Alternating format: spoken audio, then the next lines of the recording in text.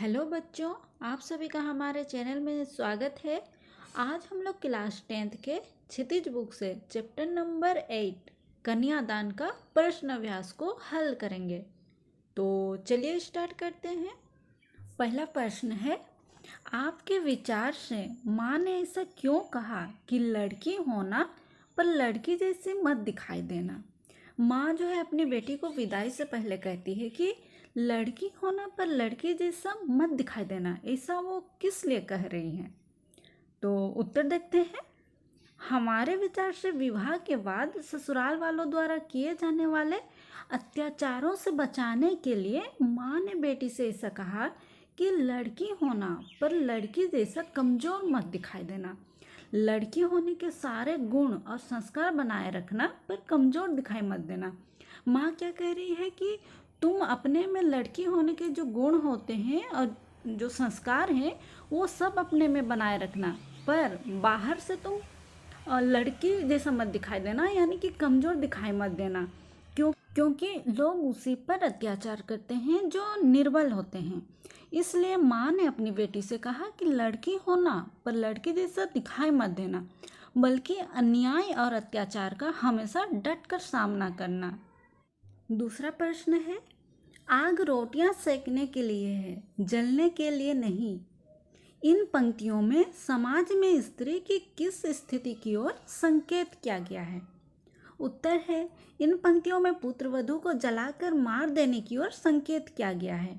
आज भी क्या है कि ससुराल में पुत्र वधू की स्थिति हीन है, मतलब उतनी अच्छी नहीं है।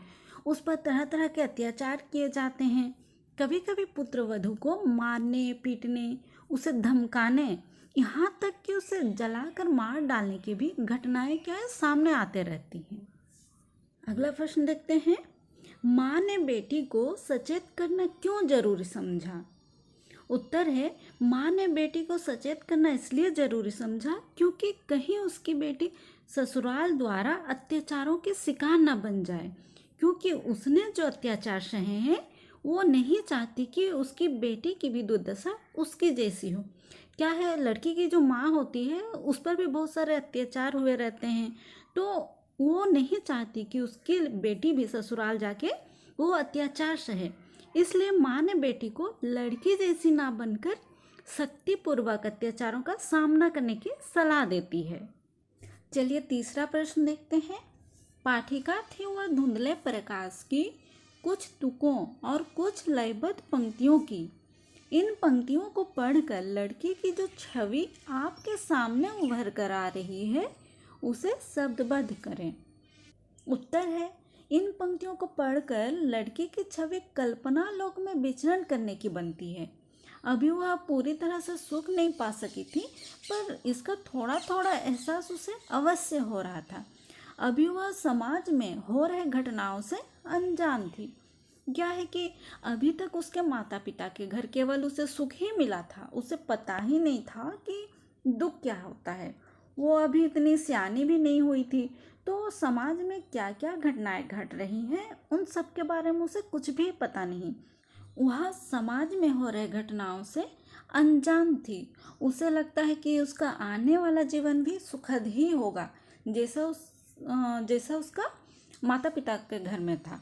तो आगे आने वाली कठिनाइयों का उसे कुछ भी ज्ञान नहीं है, क्योंकि उसने जीवन के एक पहलू को देखा है, दूसरे पहलू को नहीं। चौथा प्रश्न है, माँ को अपनी बेटी अंतिम पूंजी क्यों लग रही थी? उत्तर है, माँ को अपनी बेटी अंतिम पूंजी इसलिए लग रही थी क्योंकि माँ अपने जीवन के संपूर्ण संस्कारों को अपनी बेटी में भर देती है। माँ अपनी बेटी के सबसे करीब थी। उसने अपनी बेटी को बहुत ही प्यार से पाल पोस कर बड़ा किया था और उसके साथ अपना सारा सुख दुख बांटती थी। कन्यादान के बाद उसकी बेटी ससुराल चली जाएगी, तो वह क्या है, माँ बिल्कुल अकेली रह जाएगी। इसलिए माँ को अपनी बेटी अंतिम पूंजी लग रही थी। पांचवा प्रश्न है, माँ ने बेटी को क्या क्या सीख दी? उत्तर है, माँ ने बेटी को निम्नलिखित सीख दी। पहला सीख क्या दी थी माँ ने? कि कभी भी अपने रूप सौंदर्य पर गर्व मत करना, घमंड मत करना। दूसरा सीख दी थी कि आग का सदुपयोग करना। आग रोटी सेकने के लिए होती है, ना कि जलने के लिए। तीसरा सीख वो दी थी अपनी बेटी को कि वस्त्र आभूषण पाकर भ्रमित मत हो जाना, ये स्त्री जीवन के बंधन है। चौथा सीख दी थी कि लड़की होकर भी लड़की जैसी मत दिखना, अर्थात लड़की होने के सभी गुण, अपने संस्कार बनाए रखना, लेकिन साहसी एवं निडर बनकर रहना। प्रश्न देखते हैं, आपकी दृष्टि में कन्या के साथ दान की बात करना कहाँ तक उचित है? उत्तर है, हमारी दृष्टि में कन्या के साथ दान की बात करना बिल्कुल भी उचित नहीं है।